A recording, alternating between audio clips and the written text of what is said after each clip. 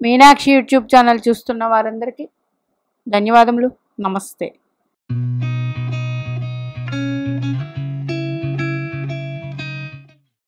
గ్రహముల యొక్క వయస్సు వ్యక్తి జాతకం మీద ఎట్లాంటి ప్రభావం చూపుతుంది? ఈ వీడియో చాలా ఇంపార్టెంట్ అండి. ప్రతి గ్రహానికి ఒక మెచ్యూరిటీ లెవెల్ అని ఉంటుంది. మనకి ఋషులు అందించినవి. రవి గ్రహానికి 22 సంవత్సరాలు, చంద్రునికి 24, కుజునికి 28, బుధునికి 32, గురుగ్రహానికి 16, శుక్రుడికి 25, శని భగవానుడికి 36, రాహుకు 42, కేతువుకి 48. మరి మన జన్మజాతక చక్రంలో మన చంద్ర నక్షత్రాన్ని అనుసరించి మనకి గ్రహదశలు వస్తూ ఉంటాయి. మన జన్మజాతక చక్రం ప్రకారం శుభాధిపత్యాలు, పాపాధిపత్యాలు వచ్చిన గ్రహాలు ఉంటాయి. నైసర్గిక గ్రహాలు అనేది పక్కన పెట్టండి. మనకి ఒక దశ జరుగుతున్నప్పుడు నైసర్గిక గ్రహ దశ జరుగుతుంది, చాలా బాగుంటుంది అనుకోవడానికి లేదు. ఎందుకంటే జన్మజాతక చక్రం 12 లగ్నాలకి వేరువేరుగా ఆధిపత్య శుభులు, ఆధిపత్య పాపులు వస్తారు. దాన్ని బట్టి మనకి గ్రహదశలు వచ్చినప్పుడు ఆయా ఇబ్బందులు అట్లాంటివన్నీ ఎదుర్కొంటాం. మరి ఆధిపత్య శుభగ్రహ దశలు యోగాన్ని, ఆధిపత్యం వచ్చిన పాపగ్రహ దశలో ఇబ్బందుల్ని ఇస్తాయి. దానివల్ల అవి శుభగ్రహాలైనా సరే ఇబ్బందులు ఇచ్చే దశలు ఉంటాయి. అది లగ్నం బట్టి మారుతుంది. అంటే ఆ గ్రహానికి ఏ భావాధిపత్యం వచ్చింది అనేది మనకి ఋషులు అందించారు ఈ ఫార్ములా అంతా. మరి మీ జన్మలగ్నం నుండి ఏ దశలు జరుగుతున్నాయి? అది ఫస్ట్ చంద్ర నక్షత్రాధిపతి ఎవరు, ఆ నక్షత్రాధిపతిని చూడండి. ఎవరికైనా చంద్ర నక్షత్రాధిపతి దశతో మొదలవుతుంది. చంద్ర నక్షత్రాధిపతి అంటే మీ నక్షత్రం, మీ జన్మ నక్షత్రమే. ఆ నక్షత్రానికి ఒక గ్రహం ఆధిపత్యం ఉంటుంది. కేతువు అశ్విని మఖామూలలో జన్మించిన వాళ్ళకి కేతు అధిపతి. అంటే కేతు మహర్దశతో వీళ్ళకి ప్రారంభమవుతుంది. ఇది భరణి పుబ్బ పూర్వాషాఢలో జన్మిస్తే శుక్ర మహర్దశతో ప్రారంభమవుతుంది. అట్లాగా మనకి 27 నక్షత్రాలు ఉన్నాయి కదండి. 27 నక్షత్రాలులో మీరు అంటే గురు నక్షత్రంలో పుట్టారా, శుక్ర నక్షత్రంలో పుట్టారా, శని నక్షత్రాల్లో పుట్టారా, చంద్ర నక్షత్రాల్లో పుట్టారా, రవి నక్షత్రాల్లో పుట్టారా, ఇట్లా ఉంటుంది. ఫస్ట్ మనకి నక్షత్రాధిపతి చాలా ఇంపార్టెంట్ అండి. మీ జన్మజాతక చక్రం మీ నక్షత్రాధిపతికి లగ్న పంచమ భాగ్యాధిపత్యం వస్తే వెరీ గుడ్ ఫలితాలు. అట్లాగే మీ నక్షత్రాధిపతిని శుభగ్రహమైన గురుగ్రహం చూస్తూ ఉన్న చాలా మంచి ఫలితాలు ఉంటాయి. అక్కడి నుంచే మీ లైఫ్ అనేది మీ నక్షత్రాధిపతి వల్లే మీ లైఫ్ అక్కడి నుంచే తెలిసిపోతుంది. మరి మనం ఏ ఆలయానికి వెళ్ళినా మీ నక్షత్రం ఏంటి అనేది పూజ చేసినప్పుడు అడుగుతారు. ఎందుకు? నక్షత్ర బలం ఉండాలి కాబట్టి. ప్రతి ఒక్కరికి నక్షత్ర బలం ఉండదా అండి అంటే ఉండదు. ఆ నక్షత్రాధిపతి పాపగ్రహ వీక్షణ పొందిన, పాపగ్రహ రాసుల్లో ఉన్న ఇబ్బందులు ఉంటాయి. అందుకే జన్మ నక్షత్రం చాలా చాలా ఇంపార్టెంట్. ఎవరికైనా సరే ఇబ్బందులు ఎక్కువగా వస్తున్నాయంటే మీ జన్మ నక్షత్రం రోజు శివాభిషేకం, శివుని ఆలయానికి వెళ్ళి అభిషేకం చేయించుకోండి. చాలా చాలా చాలా మట్టుకు ఇబ్బందులు తొలగుతాయి. మరి నవగ్రహాలన్నీ శివుని యొక్క ఆధీనంలోనే, ఆ పరమేశ్వరుని ఆధీనంలోనే ఉంటాయి. మరి జన్మ నక్షత్రాధిపతి ఎవరు? ఆ గ్రహం యొక్క దశ నుండి ప్రారంభమవుతుంది కదా. జన్మలగ్నం బట్టి శుభాధిపత్యం వచ్చిన దశ, పాపాధిపత్యం వచ్చిన దశ అనేది తెలిసిపోతుంది. మరి ప్రతి ఒక్కరికి బాల్యం బాగా గడవాలంటే నక్షత్రాధిపతి బట్టి బాల్యం ఉంటుంది. అంటే మీ నక్షత్రాధిపతి శుభుడయ్యి ఉంటే బాల్యం అంతా ఆటోమేటిక్గా హ్యాపీగా గడిచిపోతుందండి. అట్లాగే మీ నక్షత్రాధిపతి ఎప్పుడైతే బాగోలేదో బాల్యం నుండే కష్టాలు ఉంటాయి. నెక్స్ట్ బాల్యంలోనే చదువుకునేది ఏంటండి? విద్య. మనకి ఆది గురువు తల్లి విద్య నేర్పిస్తుంది. తండ్రి చేయి పట్టుకుని ఎట్లా నడవాలో ఎలా మసులుకోవాలో తండ్రి నేర్పిస్తారు.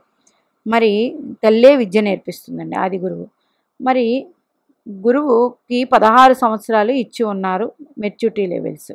కాబట్టి గురు అనుగ్రహం పరిపూర్ణంగా ఉన్న వాళ్ళకి విద్య అనేది వస్తుంది.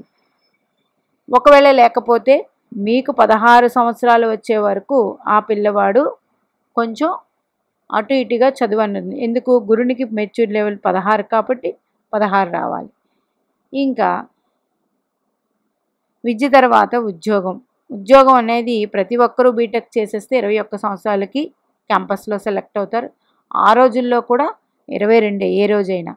అంటే రవిగ్రహం ఆధీనంలో ఉంది ఉద్యోగం అనేది 22 సంవత్సరాలు.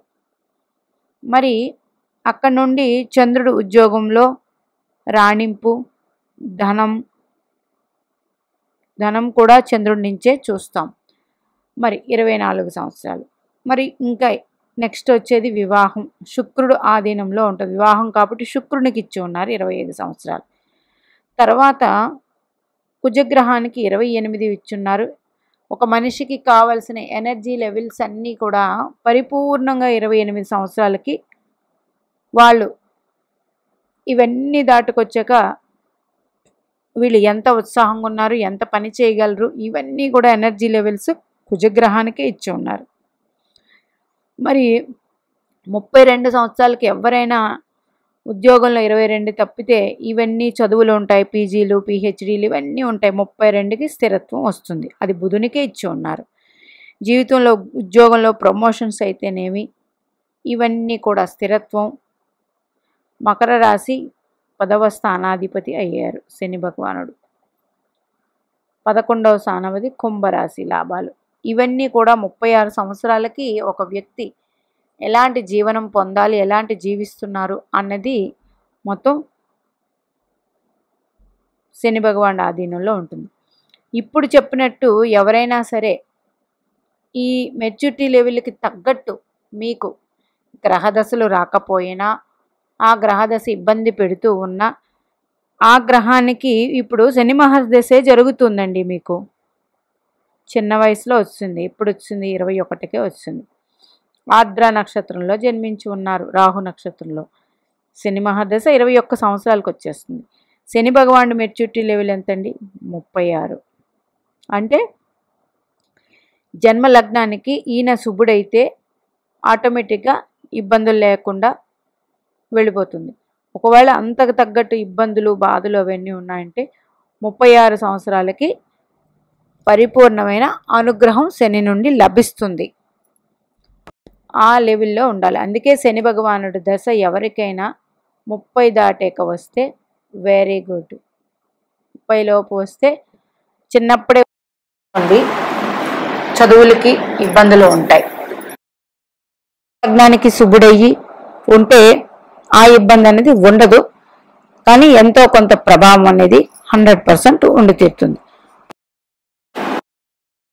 మహర్దశ, రాహు మహర్దశే చిన్నప్పుడు వచ్చింది అనుకోండి. ఈయన వయసు ఎంత? 42 సంవత్సరాలు. మెచ్యూరిటీ లెవెల్స్ ఇచ్చారు. రాహు అంటే ఒక మాయ, అట్లాగే విపరీత ధోరణి, ఇవన్నీ రాహు నుంచి మనకి చెప్తూ ఉంటారు. మరి ఇవన్నీ కూడా ఒక చిన్న వయసులో రాహు మహర్దశ వస్తే ఆ పిల్లవాడు ఎలా ఉంటాడండి? వాళ్ళకి జీవితం అనేది అర్థం అవ్వదు. అందుకే రాహు మహర్దశ వచ్చిన పిల్లల్ని చాలా జాగ్రత్తగా చూసుకోమని తల్లిదండ్రులకి చెప్పాల్సి ఉంటుంది. అదే 42 సంవత్సరాలకి రాహు మహర్దశ వచ్చిందనుకోండి, రాహు బాగా లేకపోయినా ఈ 42 సంవత్సరాల్లో మనం ఏం అనుభవించామో, ఏం చేస్తామో, జ్ఞానము అవన్నీ ఆటోమేటిక్గా వచ్చి ఉంటాయి ఎంతో కొంత.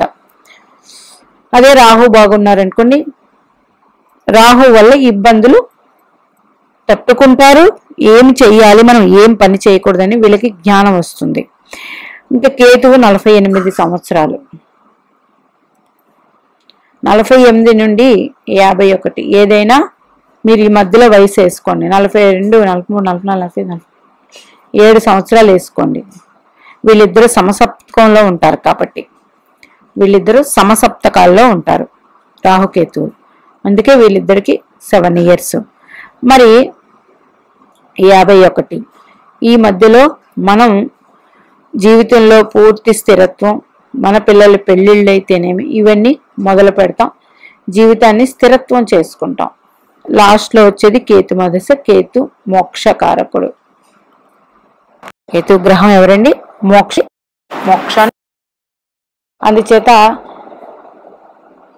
గ్రహాలకి ఒకరు మొన్న మెసేజ్ పెట్టి ఉన్నారు, గ్రహాల వయసు ఎంత. గ్రహాల వయసు అయితే ఇదండి, ఈ లెవెల్స్. మరి దేనికి పనిచేస్తాయి గ్రహాల వయసు అన్నప్పుడు, మనకి ఒక గ్రహ దశ మేషలగ్న జాతకులు, పంచమాధిపతి దశ రవి దశ జరుగుతోంది. వీరికి అప్పుడే 22 సంవత్సరాలు వచ్చాయి. రవి చాలా వెల్ ప్లేస్డ్ అయి కూడా ఉన్నారు. వీరు అద్భుతంగా 100% గవర్నమెంట్ జాబు, మనిషికి కీర్తి ప్రతిష్టలు, గుర్తింపు అన్నీ వచ్చేస్తుంది. ఒకవేళ రవి వెల్ ప్లేస్ లేరండి, నీచపడ్డారు, ఆ దశ వచ్చింది. అప్పటికే మీకు 22 వచ్చి ఉంటే నీచ పడినప్పటికీ ఇబ్బంది అయితే ఉండదండి. పంచమాధిపతి, లగ్న పంచమ భాగ్యాధిపతులు అసలు నీచ పొందకూడదు. ఏ జాతకానికి పొంది ఉంటే కొన్ని రకాల ఇబ్బందులు అయితే అనుభవిస్తారు 22 సంవత్సరాలు. అట్లాగనమాట. గురు మహర్దశలో పుట్టారు, 16 సంవత్సరాలు. అంటే ఒకటి పాదంలో పుట్టిన వాళ్ళకి విశాఖ, పునర్వసు, ఇలా 1వ పాదంలో పుట్టిన 16 సంవత్సరాలు పరిపూర్ణంగా గురు మహర్దశ అయిపోతుంది. మరి గురువుకి ఏ వయసు ఇచ్చామండి? 16 సంవత్సరాలు. గురు మహర్దశలో పుట్టి గురువు మీ లగ్నానికి శుభుడైతే 100% రాజయోగమే. ఒకవేళ పాపి అయితే ఇబ్బందులు. గురువు కూడా ఒకవేళ ఇబ్బందికరమైన ప్లేసుల్లో ఉంటే కొన్ని రకాల ఇబ్బందులు అనేది అనుభవిస్తారు. అందుకని 16 సంవత్సరాల వరకు మనం వేచి ఉండవలసిందే ఆ జ్ఞానం పొందడానికి. ఇట్లాగా ప్రతి గ్రహానికి ఆ మెచ్యూరిటీ లెవెల్ బట్టి మనకి మన జీవితం మీద ప్రభావం ఉంటుందండి. మీనాక్షి దేవి ఆశీస్సులు మనందరి మీద ఉండాలని కోరుకుంటూ నమస్తే.